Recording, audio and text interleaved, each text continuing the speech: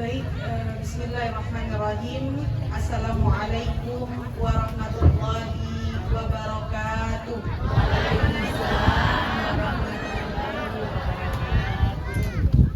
Alhamdulillahirabbil alamin wa bihi nasta'in ala umurid dunya waddin. Asyhadu an la ilaha illallah wa asyhadu anna Muhammadar Rasulullah, amma ba'du. Yang saya hormati Muspika Kecamatan Obi dan Ki Brimob dan juga para kades staf Kecamatan Obi, dan yang kami hormati Ketua Kecamatan Obi, Jawatan Dinas Kecamatan Obi, dan juga Bapak Imam Desa Cikotamo. Kemudian yang kami hormati Ibu-ibu PKK se-Kecamatan Obi dan juga Majelis Taklim se-Kecamatan Obi. Alhamdulillah, awalan hayya bina nashkurullah azza wa jalla alladzi qad atana ni'aman katsiran hatta nastati' an najtami'an fi hadhil makan. Alhamdulillah Bapak Ibu, saya mengucapkan ribuan terima kasih. Dan bil khususnya juga saya berterima kasih banyak kepada Ibu Haji Irma yang wasilah beliau saya sampai ke Desa Obi ini, alhamdulillah. Yang tentu beliau juga saya sudah anggap orang tua sendiri. Mudah-mudahan bukan pertama dan terakhir saya datang ke tempat ini ya Bapak Ibu. Insya Allah di lain waktu, dan bahkan saya juga sudah merasa Obi ini sudah menjadi tempat berpulang insya Allah. Amin ya rabbal alamin. Saya sangat senang Pak di sini, dan saya bisa bahasa di sini sedikit-sedikit karena sudah makan ikan setiap hari Bapak Ibu. Enak sekali ikan di sini, masya Allah. Beda sekali di Jakarta, masya Allah. Jadi tentu kunjungan saya datang ke tempat ini menjadi kesan terindah saya, dan tentu Bapak Ibu cerita baik nanti yang akan saya sampaikan sampai di Pulau Jawa sana insya Allah. Nah, alhamdulillah bersyukur kita kepada Allah di waktu yang mulia ini Bapak Ibu, di bulan Maulid, dan juga plusnya di hari Jumat di waktu asar. Salah satu hari yang paling mulia di antara hari-hari yang lainnya, yaitu hari Jumat, yang mana hari Jumat merupakan hari raya pekanan kita sebagai umat muslim. Ada doa yang diijabah sebada asar, dan kata Rasulullah, dari Jumat ke Jumat itu ada penghapusan dosa. Dan barang siapa yang membaca surah Al-Kahfi di yaumul Jum'ah, di hari Jumat, Allah akan berikan cahaya dari Jumat ke Jumat. Nah, itu mengapa Bapak Ibu kita harus membedakan aktivitas kita di hari Jumat dibanding hari-hari lainnya. Kalau hari-hari lainnya kita sibuk dengan duniawi kita, dengan pekerjaan kita, sedapat mungkin di hari Jumat ini dibedakanlah aktivitas kita. Agak dilonggarkanlah sedikit, kesibukan dunianya agak dikurangilah sedikit. Karena tidak ada yang tahu, mungkin bisa jadi Jumat ini adalah Jumat terakhir kita. Tidak ada yang tahu. Bisa jadi Jumat depan Allah sudah tidak beri kita kesempatan. Kullu nafsin dha'iqatul maut. Semua yang bernyawa pasti akan mengalami yang namanya kematian. Tapi tidak ada satupun yang tahu kapan Allah panggil kita. Mati tidak syaratnya harus tua. Wafat tidak syaratnya harus sakit. Bisa jadi sepulang dari ini Bapak Ibu, Allah panggil kita. Nah, itu mengapa kita harus memperhatikan keberadaan kita. Pastikan di tempat-tempat terbaik. Pastikan di tempat-tempat yang Allah cintai. Salah satu di majelis ini. Tidak semua orang Bapak Ibu yang Allah kasih kesempatan, yang Allah gerakkan hatinya untuk datang ke majelis. Kata bapak-bapak tadi ya, bapak-bapak mungkin bisa dihitung ya Pak ya. Tapi ya, alhamdulillah masih ada partisipasinya, dukungannya untuk para ibu-ibu. Mudah-mudahan kedepannya akan lebih ramai lagi partisipan, terutama dalam acara-acara keislaman insyaallah. Amin ya rabbal alamin. Apa kata Rasulullah Bu kepada para sahabat? Wahai para sahabat, kalau kalian melewati taman-taman surga, maka mampirlah di situ. Lalu sahabat bertanya, emang ada taman-taman surga di dunia ya Rasulullah? Jawab Rasulullah, ada taman-taman surga di dunia, yaitu majelis zikir, majelis ilmu, yang mana perkumpulan mengingat Allah, itu adalah taman-taman surga. Maka mampirlah dan perbanyak doa, sesungguhnya para malaikat hadir di tengah-tengah kita. Nah, ketika kita hadir di majelis, Bu, majelis seperti ini, ataupun majelis di rumah, majelis di masjid, perbanyak doa. Para malaikat hadir. Kita sebagai manusiawi tentu banyak hajat dan keinginan. Siapa lagi yang mengabulkan hajat dan keinginan kita kalau bukan Allah? Dan barang siapa, kata Rasulullah, yang berkumpul di majelis yang padanya mengingat Allah, Allah akan turunkan sakinah dan rahmat. Sakinah kebahagiaan, rahmat kasih sayangnya Allah. Jadi kalau galau-galau di rumah, Bu, galau karena bapak kah, galau karena anak kah, ya, itu obatnya datang ke majelis. Ya. Salah satu obatnya hadir di majelis. Allah akan berikan ketenangan. Allah akan berikan kebahagiaan kepada hati kita. Di luar solusi setelah itu yang Allah kasih, ketenangan dulu yang Allah kasih. Dan ini janjinya Rasulullah. Itu pentingnya kita kenapa harus hadir di majelis. Kepada ibu-ibu yang masih ada kesempatan dan waktu, suami izinkan hadir di majelis. Menuntut ilmu itu tidak ada batasan umur, Bu. Dan semua orang berhak mendapatkan hidayah Allah. Selagi hayat masih di kandung badan, semua orang berhak mendapatkan hidayah Allah.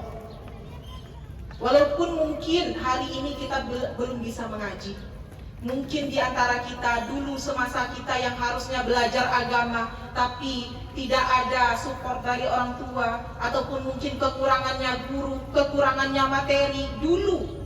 Tapi sekarang guru sudah banyak, guru ngaji di mana-mana, di masjid ada, belajar pun lewat media sosial, kita mendengarkan ceramah-ceramah para ulama di YouTube, kita bisa belajar. Sudah banyak fasilitas untuk belajar. Jadi tidak ada yang terlambat. Dan jangan gengsi. Gengsi kita di dunia tidak ada yang bisa kita harapkan. Gengsi nanti kelak di akhirat, penyesalan yang kita dapat. Jadi mulailah untuk semangat mengaji, semangat taklim. Karena alasan Allah menghidupkan kita sampai hari ini, Bu, tidak lain dan tidak bukan. Allah ingin kita mempersiapkan bekal untuk pulang nanti ke hadapan Allah. Dan banyak di antara kita, orang tua kita mungkin, suami kita kah, anak kita, orang terdekat kita yang sudah Allah panggil. Allah ingin mereka sudah beristirahat, istirahat dari capeknya dunia. Mereka sudah menikmati amal mereka. Nah, kita yang Allah kasih kesempatan umur ini, tidak lain dan tidak bukan tujuan Allah, hanya ingin kita mempersiapkan bekal kelak pulang ke hadapan Allah. Dan bersyukurlah ibu-ibu tergerak hatinya datang ke majelis ini. Tidak semua orang, Bu, yang Allah gerakkan hatinya untuk hadir di majelis. Ada di antara kita ingin sekali hadir ke majelis. Mungkin hari ini pekerjaan mereka yang tidak bisa ditinggalkan. Mungkin tidak ada panggilan hati. Dan ada juga di antara kita ini ingin sekali bergabung ke majelis, ingin bertemu dengan teman-teman, saudara semuanya, ingin mengikat tali silaturahmi, tapi sudah tidak Allah kasih kesehatan. Betapa banyak saudara kita yang hari ini terbaring di rumah sakit. Namun kita di sini Allah kasih kesehatan dan Allah kasih kesempatan. Nikmat mana lagi yang engkau dustakan? Jadi manfaatkanlah dengan semaksimal mungkin nikmat yang Allah kasih. Semoga dengan kita hadir di majelis ini Allah ridha, Allah berkahi, dan mungkin bisa jadi kelak sebab kita Allah masukkan ke surga firdausnya. Amin ya rabbal alamin. Summa saniyan la tansa an nusalli sayyidina al-karim Muhammad sallallahu alaihi wasallam wa akhirul anbiya wa imamul rasul akhrajana minaz zulumati ilan nur. Allahumma salli ala sayyidina Muhammad wa ala ali sayyidina Muhammad. Assalamu alayka ya Rasulullah. Bapak Ibu yang kami muliakan, sebelumnya kami ingin memperkenalkan diri terlebih dahulu mungkin ya Bu ya, dengan singkat insyaallah. Perkenalkan Bapak Ibu, nama saya Lithia Nur Azia, asal dari Sumatera, Riau Pekanbaru ya. sangat jauh sekali Bapak Ibu, ujung ke ujung datang Pulau Obi. Dan saya sebenarnya juga kaget berlayar sampai 20 jam ini ke sini. Ya. Saya kira nyampe di bandara itu Bu, nanti nyebrang hanya 1 jam saja ke Pulau Obi. Ya. Ternyata sampai 20 jam, Masya Allah. Tapi atas pertolongan Allah, saya tidak mabuk sama sekali. Padahal bukan orang laut, bukan orang pantai begitu. Tapi insya Allah atas izin Allah semuanya, Alhamdulillah. Dan tentu saya sangat bahagia sekali. Doa saya setiap tempat yang saya pijaki Bapak Ibu, jika ada kebaikan yang saya sampaikan, Allah terima dakwah saya dan Allah hadiahkan untuk kedua orang tua saya. Amin ya Rabbal Alamin. Nah, saya Bu salah satu pengajar di pesantren Maskanul Hufaz, pesantrennya Ustazah Oki Setena Dewi. Ibu kenal dengan Ustazah Oki? Kenal. Idolanya ibu-ibu ya, Ustazah Oki ya. Masya Allah. Mudah-mudahan suatu saat nanti bisa ketemu beliau, entah ibu yang datang ke Jakarta atau beliau yang datang ke sini ya Bu ya.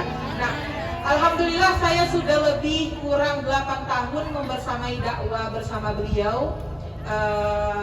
Alhamdulillah, dan saya juga stay sekarang di Jakarta Bapak Ibu di pesantren. Nah ini kebetulan ada libur anak-anak santri kita, jadi saya minta izin ke orang tua untuk menghabiskan waktu liburnya ke Indonesia bagian timur untuk berdakwah insya Allah. Besok pagi saya sudah ke Bacan, ada jadwal di sana, dan juga lanjut nanti ke Sofipi, dan ada juga jadwal di Ternate insya Allah. Alhamdulillah. Nah, mohon doanya Bapak Ibu, perjalanan saya mudah-mudahan selamat dan tuntas untuk tugasnya sampai kembali lagi ke Jakarta insya Allah. Untuk riwayat pendidikan saya, Alhamdulillah dari tamat SD dulu tuh Ibu, saya sudah masuk ke pesantren sampai hari ini kehidupannya di pesantren. Jadi lebih lama kehidupannya di pesantren daripada di rumah sebenarnya. Di rumah hanya dari umur 1 sampai 11 tahun sampai SD saja. Dan dari situ sampai sekarang Alhamdulillah kehidupannya di pesantren. Saya rasa tidak ada tempat sebaik melainkan pesantren yang lingkungannya anak-anak mengaji setiap hari, menyaksikan semua dalam bertolabul ilmi. Dan Alhamdulillah hari ini Allah kasih saya tempat yang insya Allah Allah jaga masih di pesantren Alhamdulillah. Dan saya juga pernah belajar mengajar Bapak Ibu ke Jordania, itu di negara Arab yang bertetanggaan dengan Palestina dan Mesir tahun kemarin. Nah ceritanya Bu, sebenarnya saya datang ke tempat ini harusnya sudah dari tahun kemarin. Saya sudah kontak Ibu Haji di bulan Ramadan harusnya. Tapi tiba-tiba, Alhamdulillah tiket belum kepesan, tiba-tiba Ustazah Oki tugaskan saya ke negara Yordania untuk belajar mengajar di sana. Nah, akhirnya saya cancel dulu untuk datang ke sini. Saya pergi bertugas belajar mengajar di negara Yordania, di negara Arab. Dan Alhamdulillah hari ini Allah kasih izin saya ke sini. Alhamdulillah tentu saya sendiri sangat senang sekali ketemu Bapak Ibu di sini. Mudah-mudahan bisa kembali bertemu di lain waktu insya Allah. Amin ya rabbal alamin. Baik, masuk kita kepada tema Bapak Ibu semua. Bulan Maulid ya. Bulan Maulid bagaimana kita menjadikan Nabi sebagai suri tauladan kita tentunya. Mencontoh beliau, figur kita tentunya, role model kita tentunya. Nah, bicara tentang Maulid Bapak Ibu, kita semua sudah tahu arti daripada Maulid. Maulid itu berartikan milad ya, hari kelahirannya Nabi Muhammad SAW. Nah, pertanyaannya, bagaimana Ustazah hari kelahiran Rasulullah itu 12 Rabiul Awal di tahun gajah, sedangkan sekarang masih tanggal berapa Bapak Ibu? 17. Tanggal 9 Hijriahnya sepertinya ya, belum tanggal 12. Apakah boleh? Apakah sah kita memperingati Maulid? Sah-sah saja ya. Memperingati bulan Maulid tidak harus pada tanggal 12 Rabiul Awal. Bahkan ulama menganjurkan kita Bapak Ibu sedapat mungkin setiap waktu kita jadikan di rumah kita itu acara Maulid. Ada rezeki Bapak Ibu mungkin bikin nasi tumpeng, kumpulkan anak cucu di rumah, bersolawat bersama, kenalkan sifat-sifat Nabi. Itu kita memperingati Maulid. Dan itu tidak mesti di bulan Maulid, tidak mesti di Rabiul Awal. Karena kembali lagi tujuan kita mengadakan acara maulid ini tidak lain dan tidak bukan syiar, ya, mengenalkan Nabi kepada anak cucu keturunan kita, mensuri tauladani Nabi, mencontoh Nabi. Dan kalau mensuri tauladani, mencontoh seseorang, tentu kita harus kenal dulu orangnya. Tidak mungkin kita bisa mensuri tauladani kalau kita tidak kenal orangnya. Benar nggak, Bu? Nah, inilah tanggung jawab kita sebagai orang tua, mengenalkan kepada anak cucu kita, menjadikan Nabi Muhammad SAW ini sosok figur untuk kita semua. Nabi Muhammad memiliki sifat yang semua sifat terbaik dalam dirinya, maksum, yang tidak ada dosanya. 4 sifat yang kita kenali, yang sangat lazim kita pelajari: siddiq, amanah, fatonah, dan tabligh. Kecerdasan beliau, kejujuran beliau, amanahnya beliau, dan yang menyampaikan dakwah. Bagaimana dulu, Bu, perjuangan Rasulullah SAW di zaman beliau dulu, bagaimana kesabaran beliau itu dalam berdakwah. Nah, di sini, Bu, di waktu yang singkat ini saya ingin membahas sedikit tentang sifat Nabi dalam kesabarannya. Karena tidak lain dan tidak bukan, kunci kehidupan ini hanya satu, Bu. Apa, Bu? Sabar. Ya. Dan sabar itu bukan hanya dalam menghadapi ujian Allah saja. Sabar itu terbagi kepada 3, Bapak Ibu. Sabar kita dalam menghadapi ujian Allah, sabar kita dalam ketaatan, dan sabar dalam meninggalkan kemaksiatan. Ya. Yang mana yang pertama, sabar kita dalam menghadapi ujian Allah. Semua kita di sini, Bu, lagi bertarung dengan ujiannya masing-masing. Ada yang diuji oleh Allah lewat rumah tangganya, ada yang Allah uji lewat mertua mungkin, ada yang Allah uji lewat tetangga, ada yang Allah uji lewat ekonomi. Semua kita lagi bertarung dengan ujiannya masing-masing. Jadi jangan merasa paling menderita. Pernah nggak Ibu merasakan hal itu? Kayaknya saya aja yang menderita dalam hidup ini. Pernah merasa begitu, Bu? Kok dia enak kali hidupnya, kok nggak ada ujiannya, kok saya aja yang Allah uji. Nggak tahu kita, Bu, mungkin orang lebih parah ujiannya daripada kita. Tapi kadang inilah sifat manusiawi. Kadang kita itu ngerasa kita aja yang paling menderita, orang semuanya senang begitu. Akhirnya datang keluh kesah. Nah, ini yang harus kita, bagaimana bisa sabar dalam ujian. Karena tidak bisa dielakkan, Bapak Ibu. Dalam surah Al-Baqarah, Allah juga sudah mengatakan, Bismillahirrahmanirrahim, وَلَنَبْلُوَنَّكُمْ بِشَيْءٍ مِنَ الْخَوْفِ وَالْجُوعِ وَنَقْصٍ مِنَ الْأَمْوَالِ وَالْأَنْفُسِ وَالثَّمَرَاتِ وَبَشِّرِ الصَّابِرِينَ. Kata Allah, dan kami pasti, kata Allah, akan memberikan ujian kepada kamu, sedikit ketakutan, kelaparan, penderitaan, kekurangan harta, jiwa, buah-buahan. Wabasyiris sabirin, dan berikan kabar gembira kepada mereka-mereka yang bersabar, kata Allah. Siapa mereka-mereka yang bersabar, Bapak Ibu? Dilanjutkan ayat setelahnya, alladzina idza asabathum musibah qalu inna lillahi wa inna ilaihi raji'un. Mereka yang berkata, semua datang dari Allah dan akan kembali kepada Allah. Jadi sebanyak apapun, Bu, ujian kita dalam kehidupan ini, semua orang juga bertarung dengan ujiannya masing-masing.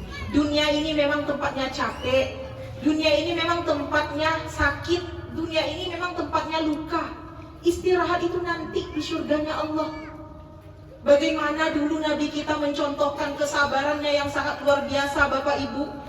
Saat Nabi berdakwah ke kota Taif, yang mungkin Bapak Ibu yang sudah sampai ke tanah Arab, sudah berkunjung ke kota Taif, di situ ada saksi perjuangan Rasulullah. Bagaimana dulu Rasulullah dakwah di kota Taif, para penduduknya menolak dakwah Rasulullah, bahkan dilempar dengan kotoran, dilempar dengan batu, dicaci, dimaki, ya.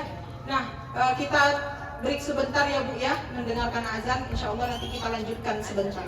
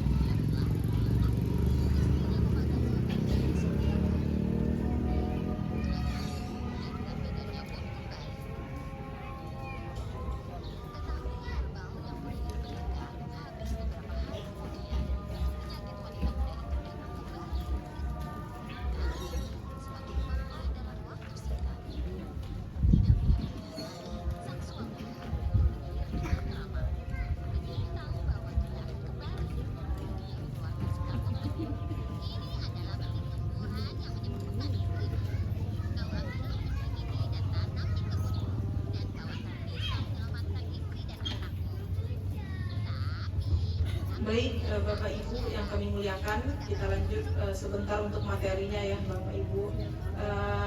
Cerita Nabi saat di kota Taif, bagaimana dakwah beliau ditolak oleh penduduk Taif saat itu, dilempar kotoran, dilempar batu, dicaci, dimaki. Datang seruan Jibril di atas gunung, wahai Nabi, di dalam dan di sekitaran gunung itu Allah sudah berikan di sekitarnya para malaikat, dan Allah akan ijabah apapun permintaanmu. Tolong dilemparkan gunung itu kepada penduduk Taif ini, ucap Jibril saat itu. Apa jawaban Nabi Bapak Ibu dengan penderitaan beliau saat dakwah di kota Taif itu?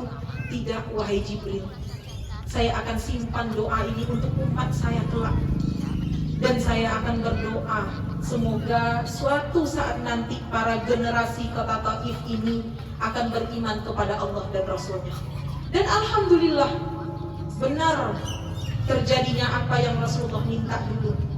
Kalau seandainya Rasulullah timpakan gunung itu kepada penduduk Taif, tidak ada orang yang beriman hari ini mungkin di dalam kota Taif itu. Tapi sebab kesabaran Rasulullah, memang kesabaran kita tidak akan bisa sampai seperti sabarnya Rasulullah. Tapi inilah kenapa Allah kasih pembelajaran dan hikmah untuk kita Bapak Ibu ya.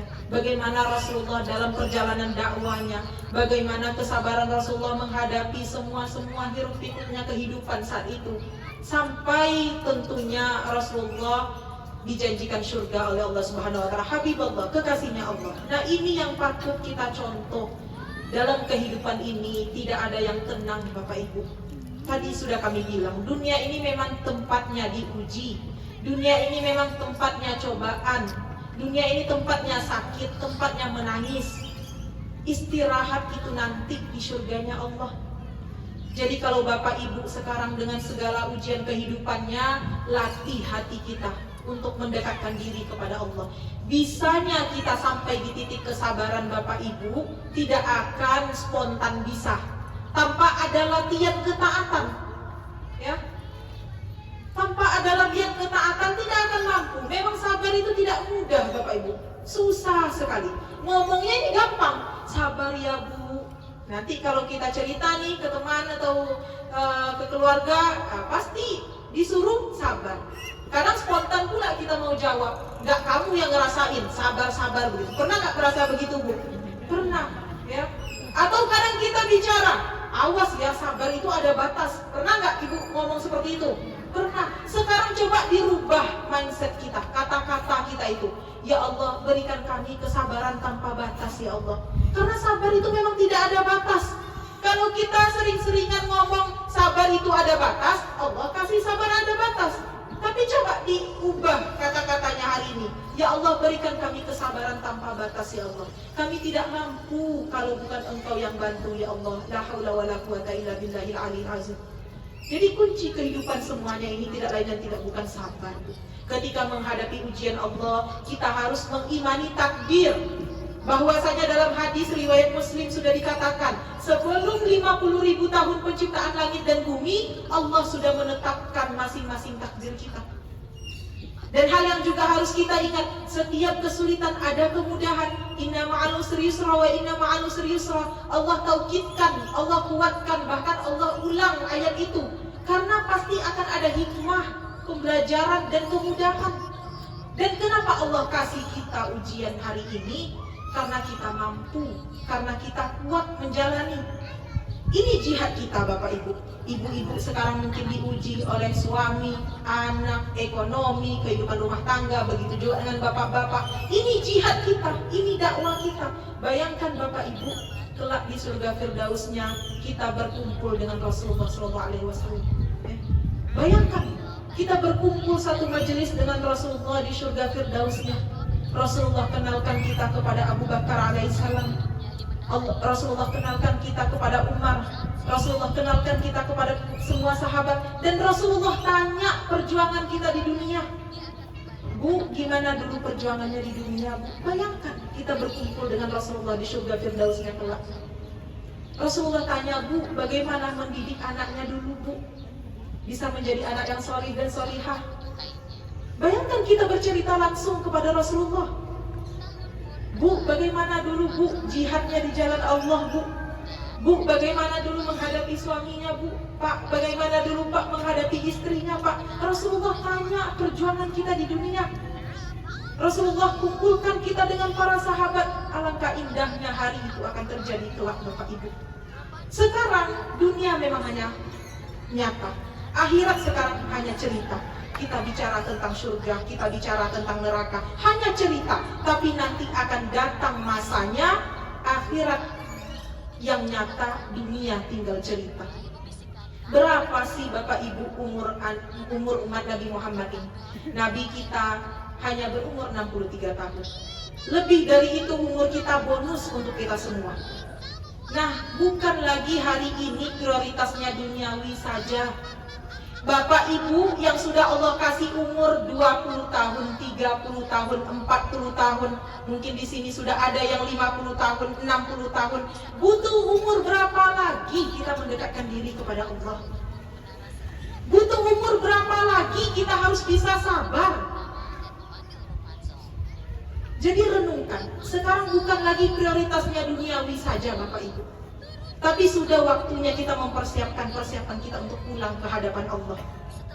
Tidak ada cita-cita yang paling tinggi di muka bumi Allah ini melainkan wafat dalam kesudahan yang baik. Benar nggak Bu? Benar nggak Pak? Sebanyak apapun cita-cita kita di dunia ini Bapak Ibu, sebanyak apapun impian kita untuk anak kita, untuk keturunan kita, tidak ada cita-cita yang paling tinggi melainkan pulang ke hadapan Allah dengan kesudahan yang baik, husnul khatimah. Jadi kalau dunia yang akan kita tinggalkan, kita punya banyak cita-cita untuk dunia yang akan tinggalkan, harusnya kita punya cita-cita yang lebih untuk akhirat yang akan kita tuju. Dunia hanya tempat persinggahan, dunia hanya sementara, semua juga akan pulang. Kalau sekarang nangis Bu, nggak apa-apa, nangis aja. Memang dunia tempatnya nangis. Dan begitu fitrahnya kehidupan. Tidak ada dalam orang menjalankan kehidupan itu senang saja, bahagia saja, tidak. Pasti akan banyak suka dukanya. Dan inilah jihad kita. Kita diutus di muka bumi sebagai khalifah di muka bumi Allah ini. Jihad kita, ibu-ibu dalam mengarungi kehidupan rumah tangganya, bapak-bapak mungkin juga dengan jabatannya, dengan segala wewenangnya, bagaimana kelak mempertanggungjawabkan di hadapan Allah. Semua kita lagi berjihad, semua kita lagi berdakwah dengan jurusannya masing-masing. Jadi dakwah itu bukan hanya sekadar berceramah saja Bapak Ibu, ya. Tapi kita semua adalah khalifah di muka bumi Allah yang Allah utus. Jadi sabar dalam menghadapi ujian Allah. Kemudian yang kedua, sabar dalam ketaatan Bapak Ibu. Ini memang juga tidak gampang, ya. Tadi kita sudah niat ini mau sholat tahajud malam ini.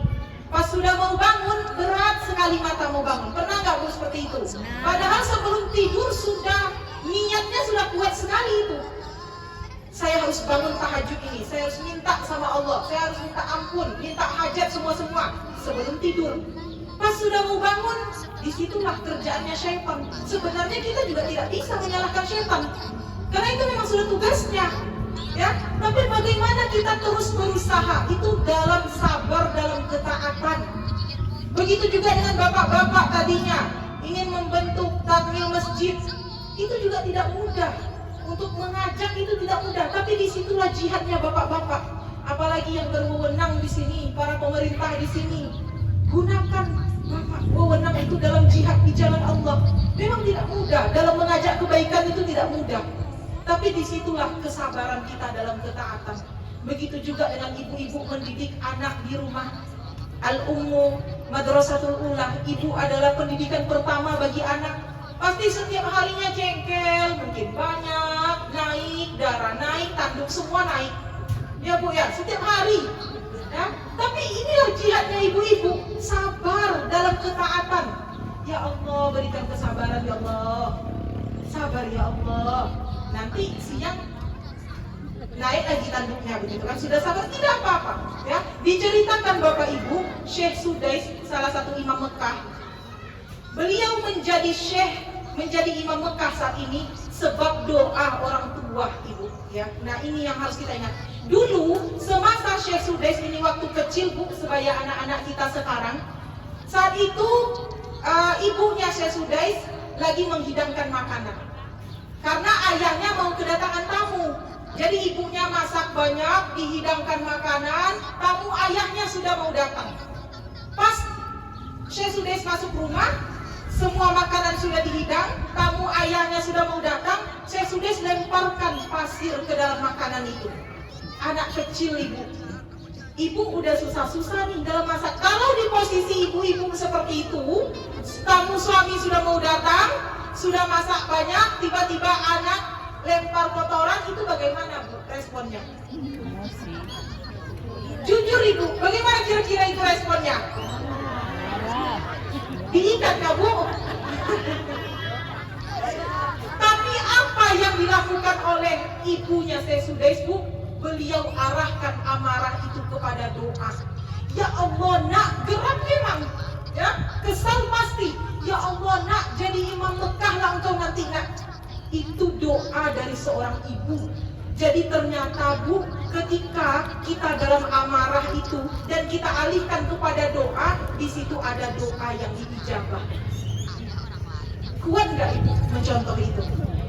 Bismillah ya bu ya. Bismillah. Walaupun mungkin geram, kesal begitu. Nah, ketika dalam amarah itu kita alihkan kepada doa, disitulah doa yang diijabah. Jadi Syekh Sudais menceritakan, saya menjadi imam Mekah hari ini sebab lontaran kata dari ibu saya. Begitu ajaibnya bu doa seorang ibu. Jadi ibu bapak ya, hati-hati melontarkan kata-kata kepada anak kita. Jangan sampai melontarkan kata-kata yang tidak baik, karena itu akan menjadi doa untuk mereka. Ya, kalau anak kita sekarang menjengkelkan, susah sekali diatur, tidak lain dan tak bukan minta pertolongan Allah dan introspeksi diri kita pastinya. Ya Allah, apa kesalahan kami ya Allah? Kok bisa anak susah seperti ini diatur ya Allah?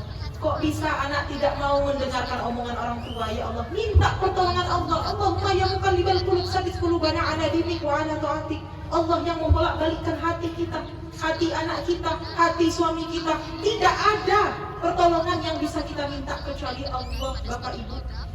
Dan Allah akan kabulkan ketika tentu ketaatan kita menaik. Nah, disitulah sabar dalam ketaatan.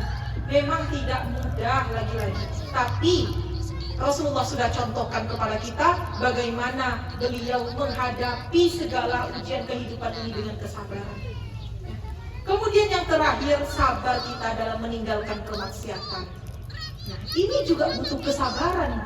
Sabar itu bukan hanya menghadapi ujian Allah saja, tapi sabar dalam meninggalkan kemaksiatan. Sebagai contoh, ibu-ibu nih ya, yang tadinya circle-nya itu kalau sudah pagi nanti beli cabai, beli bawang di warung, kita sudah tahu tuh, oh ada perkumpulan ibu-ibu tuh.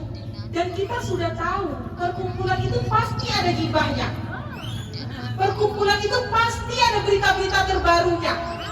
Kita dari sudut rumah ini sudah tengok tuh bu. Datang nggak ya?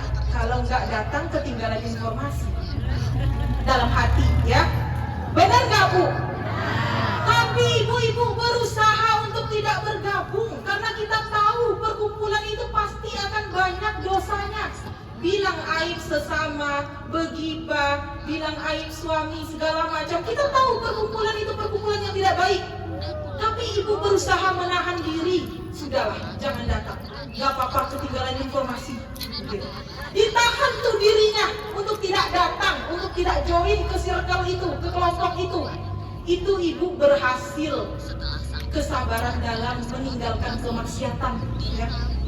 Karena bu, hari ini kami sudah sampaikan, sudah waktunya kita mempersiapkan bekal. Dan salah satu yang harus ibu ingat, perhatikan circle kita, perhatikan lingkungan kita.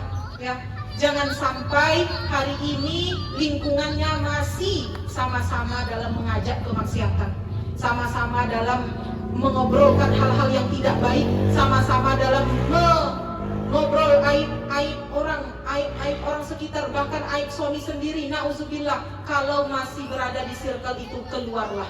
Itu lebih afdol. Cari lingkungan yang baru, cari lingkungan yang terbaik. Kita bukan benci orangnya, tapi kita takut kita akan terjerumus. Dalam suatu riwayat Bapak Ibu disampaikan oleh Rasulullah bahwa kelak di yaumil akhir ada mereka yang berteman di dunia saling menyalahkan di hadapan Allah. Kata si A, ya Allah, kenapa saya dibuat bertetangga dengan si B, ya Allah? Dia tidak pernah mengajak saya ke majelis taklim, ya Allah. Dia tidak pernah mengajak saya kepada ketaatan, ya Allah. Kata si B, ya Allah, kenapa dulu saya dibuat berkawan dengan si A, ya Allah? Dia selalu mengajak saya begibah, ya Allah. Ngomongin aib orang, ya Allah. Saling menyalahkan di hadapan Allah. Padahal di dunia kalau istilah anak zaman sekarang bestie banget gitu, ya. Saking dekatnya, kemana-mana bareng. Saking dekatnya, tapi ternyata di hadapan Allah saling salah menyalahkan. Nauzubillah, kita tidak ingin menjadi golongan ini. Yang kita harapkan, kelak ada syafaat dari orang-orang solih. Di yaumil akhir nanti, Bu, kita bisa saling cari-mencari. Ibu tidak melihat saya di surganya Allah. Ya Allah, mana Ustazah Lydia dulu, ya Allah. Kami pernah satu majelis dengannya, ya Allah. Datangkan, ya Allah. Allah beri syafaat teman yang solid. Begitu juga sebaliknya. Ya Allah, ibu dulu mana, ya Allah. Kami pernah satu majelis di desa Obi dulu, ya Allah. Allah datangkan sebab teman yang solid. Syafaat orang-orang solid ini yang kita harapkan. Jangan sampai kelak di hadapan Allah saling menyalahkan. Nah, sekarang cek, Bu, circle-nya. Cek lingkungannya. Sudahkah lingkungannya mengajak kepada kebaikan atau malah sebaliknya? Namun sekarang bukan hanya circle yang nyata saja, Bu. Grup WhatsApp pun bisa menjatuhkan itu. Benar nggak, Bu? Ya. Ada nggak grup WhatsApp, grup rahasia di sini? Keluar, Bu, ya. Ditinggalkan itu lebih afdol. Sampai kapan kita berbuat maksiat kepada Allah?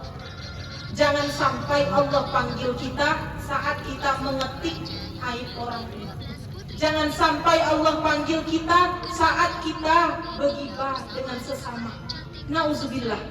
Harapan kita, kapanpun Allah panggil kita, Allah panggil dalam kesudahan husnul khatimah, kesudahan yang baik. Amin ya rabbal alamin. Inilah pelajaran yang dapat kita ambil, terutama tentu dari satu figur kita, role model kita, Nabi Muhammad SAW. Bagaimana beliau mencontohkan kesabaran dalam menjalani kehidupan yang tidak mudah ini, Bapak Ibu. Menjadi orang baik itu memang tidak mudah, Bu. Menjadi orang soleh itu memang tidak mudah. Dan bahkan nasihat Luqman Hakim kepada anaknya, ridwan nas ghayatul la tudrak. Sampai kapanpun kamu mencari ridha manusia tidak akan ketemu. Jadi ketika ibu memisahkan diri dari circle yang tidak baik tadi, pasti akan ada omongan-omongan yang tidak kita ingin dengar. Oh, dia tuh sok suci tuh. Apa lagi? Oh, sok baik, sok taat. Banyak tuh nanti omongan. Tidak apa-apa, Bu. Kita nggak bisa mencari ridhonya manusia. Kalau kata Imam Syafi'i, kalau kalian merasa selamat dari lidahnya manusia, maka kalian adalah orang yang gila. Karena itu tidak mungkin. Gak bisa kita meminta semua orang suka kita. Gak bisa kita meminta semua orang baik kepada kita. Ya, tapi tanamkan dalam hati kita bagaimana kita yang terus-terusan berbuat baik kepada siapapun.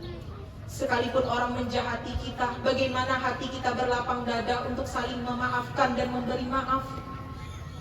Memberi maaf dan meminta maaf bukan berarti kalah, Bu. Bukan berarti hina. Bahkan tinggi derajatnya di sisi Allah. Nah, itu tanamkan nilai kesabaran, saling memaafkan dalam kehidupan kita. Karena memang tidak akan mudah dalam menjalani kehidupan, apalagi dalam kita bersosial, bermasyarakat.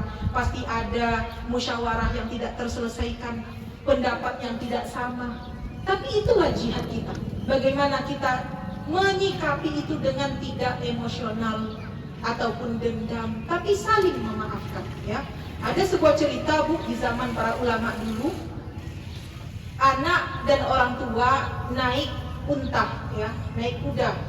Di satu desa yang naik kuda ayahnya, anaknya yang pegang tali kuda.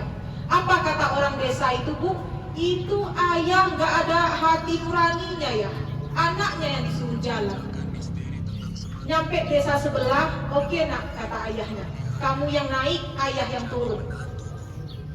Bicara lagi desa sebelah, itu anak memang anak durhaka kah? Ya? Dia suruh ayahnya yang dorong itu kuda, dia yang naik. Nyampe di desa sebelahnya lagi, naik dua-duanya, ayah naik, anak naik. Apa kata desa sebelahnya lagi? Itu orang memang tidak ada ya rasa tenggang rasa kepada hewan. Naik dua-duanya, nggak kasihan kah sama itu kuda? Nah, nyampe desa terakhir, turun dua-duanya. Apa komentar orang di situ, Bu? Itu anak sama bapak sudah gila kah? Ada kuda tapi nggak dinaiki, ya? Jadi begitulah gambaran kehidupan, Bu. Serba salah. Tidak semua yang suka kita, tidak semua yang support kita, tidak semua yang cinta kita.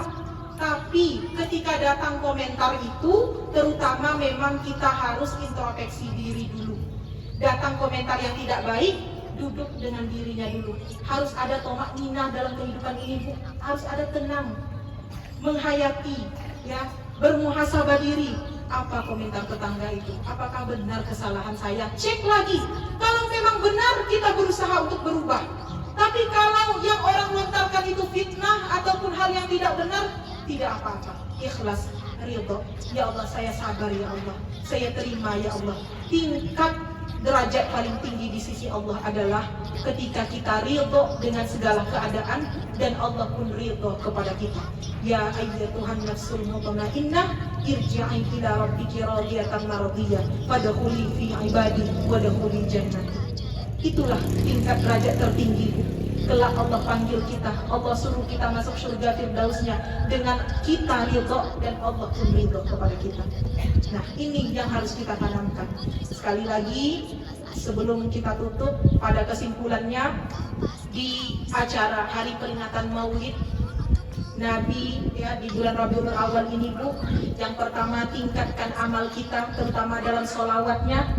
Kalau di hari-hari lain, di bulan lain kita bersolawat 100, setidaknya di Rabiul Awal ini dilebihkan lah, Bu. Kalaupun nggak bisa lebih banget, 101 jadilah, ya Bu ya. Yang penting dilebihkan, karena fadilahnya lebih. Rabiul Awal khusus bulan kelahiran Nabi ya, buktikan tanda cinta, tanda rindu kita. Harapan kita kelak mendapatkan syafaat di yaumil akhir. Begitu besar perjuangan Rasulullah, Bu, dari dunia. Bukan zaujati yang beliau panggil, bukan istriku, tapi ummati. Sebelum beliau menutup mata pun yang diingat kita. Tidakkah ada rasa rindu itu di hati kita untuk beliau? Sampai kelak di yaumil akhir, Bu, dalam riwayat dikatakan kita kelak di yaumil hisab. Semua nafsi-nafsi di hari perhitungan nanti, Bu, anak tidak akan mencari orang tua tidak akan mencari anak, suami tidak akan mencari istri, begitu sebaliknya istri tidak akan peduli suami. Semua nafsi-nafsi di atas sejengkalnya matahari, panasnya di yaumil hisab kelak, semua mempertanggungjawabkan amal sendiri. Di situ mondar-mandir Nabi kita, Bu, Rasulullah SAW mondar-mandir. Apa kata Allah? Ya Rasulullah, apa yang engkau inginkan, maka akan saya kabulkan. Apa jawab Rasulullah, Bu? Ya Allah, saya tidak tega melihat umat saya yang kepanasan, ya Allah. Berikan mereka telaga Al-Kausar-Mu, ya Allah. Apa kata Allah? Silahkan berikan kepada umatmu ada telaga Al-Kausar di sana, agar mereka nyaman, agar mereka sedikit kurang dari kepanasan. Dari dunia sampai akhirat kelak, Rasulullah tetap pedulikan kita, ya. Tetap ingat kita. Bukan keluarganya, bukan istrinya, kita yang Rasulullah ingat. Jadi bagaimana di bulan Maulid ini kita buktikan cinta kita.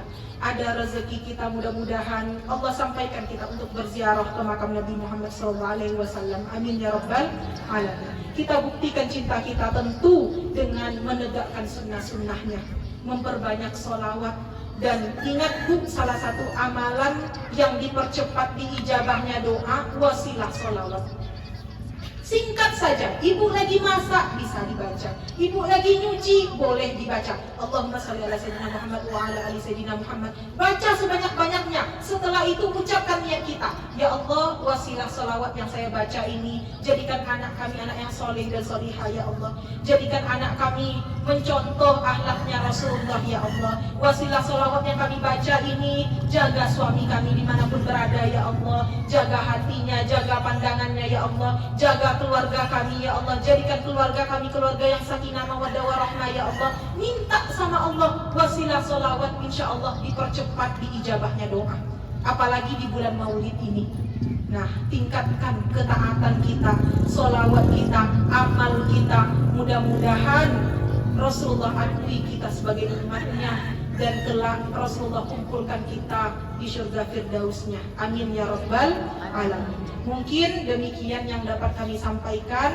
Sebelumnya kami mengucapkan ribuan terima kasih banyak Bapak Ibu atas undangan dan jamuannya. Ini sudah lebih tentunya bagi kami, dan kesan yang sangat baik bagi kami datang ke Pulau Obi ini. Ternyata di ujung ini ada kehidupan yang Masya Allah ya Bu ya, 20 jam berlayar, ternyata di kampung ini ada kehidupan yang Allah cintai, yang masih aktif majelisnya, yang masih memperingati maulidnya, ada kehidupan. Mudah-mudahan tempat ini, desa ini, kecamatan ini Allah jaga dari segala musibah, mara bahaya dan bencana.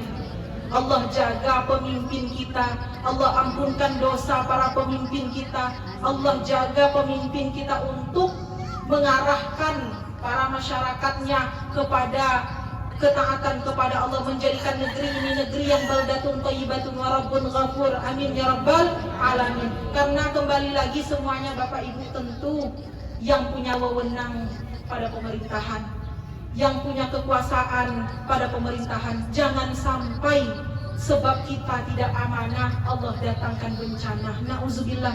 Kadang Bu, kalau kata Ali bin Abi Thalib, jangan salahkan orang yang berbuat jahat, terkadang karena diamnya orang baik ya.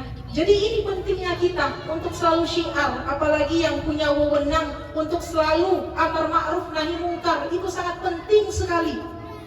Jangan sampai sebab sebagian kelompok berbuat maksiat kepada Allah, semua kena. Begitu kejadiannya di zaman Nabi dulu. Yang kena itu orang soleh pun ikut kena. Itu kenapa kita itu diperintahkan untuk amar ma'ruf nahi mungkar. Karena yang kena itu, kalau yang kena bencana itu hanya sekelompok yang berbuat maksiat, itu nggak apa-apa. Itu sudah resiko mereka. Tapi ini perintah Allah, kena semua penduduk itu. Nah ini yang harus kita jaga. Jadi Bapak Ibu di sini, para alim ulama, cerdik pandai, tokoh masyarakat, mari kita jaga anak-anak kita. Di zaman yang sangat mengerikan ini Bapak Ibu, semua bisa diakses.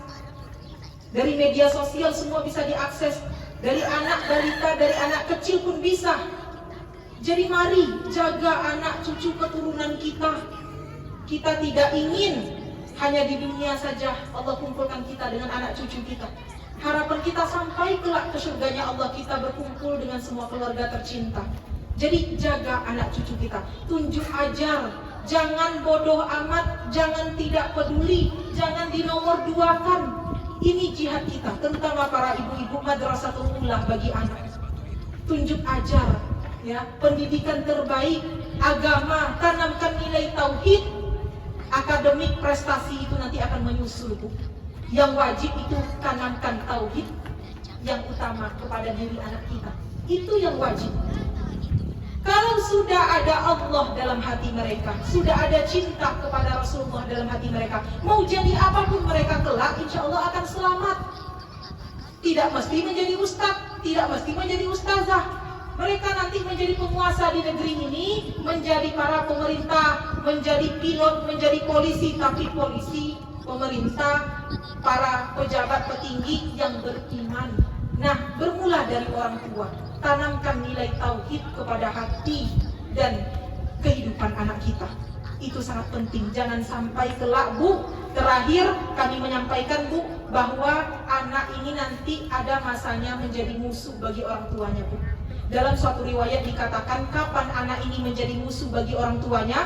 Kelak di akhirat, kita yang selama di dunia setiap tahun haji dan umroh, tidak pernah absen ke masjid, selalu beribadah, selalu bersedekah, tapi tidak pernah tunjuk ajar kepada anak, tidak pernah memerintahkan untuk sholat, tidak pernah mengajar mengaji. Kelak di hadapan Allah, kita yang banyak amalnya tadi sudah mau masuk surga, tiba-tiba datang anak kita. Ya Allah, saya tidak ridho orang tua saya masuk surga ya Allah. Memang amalnya banyak ya Allah.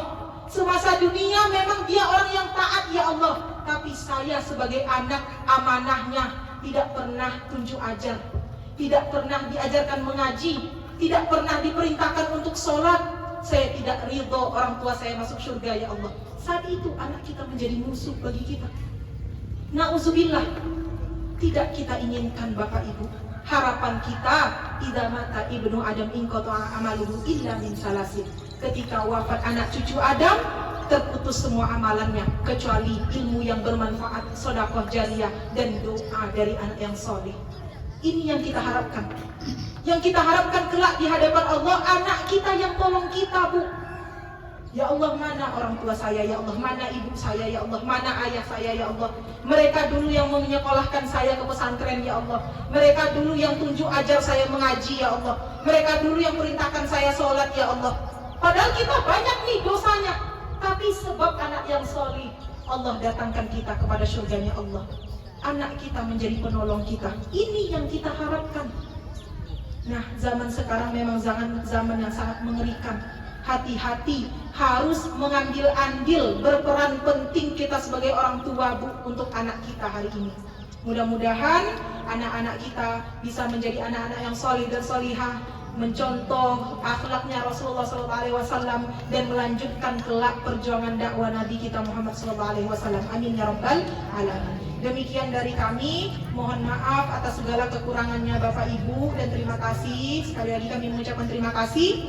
Saya juga izin pamit, insya Allah besok sudah ke Bacan, kembali ke Ternate, dan insya Allah di tanggal 22 saya sudah harus di Jakarta. Mohon doanya kepada Bapak Ibu semuanya, Allah lancarkan perjalanan saya dan Allah ridho dengan apa yang saya perbuat insya Allah. Amin ya rabbal alamin. Demikian, ihdinas siratal mustaqim. Wassalamualaikum warahmatullahi wabarakatuh.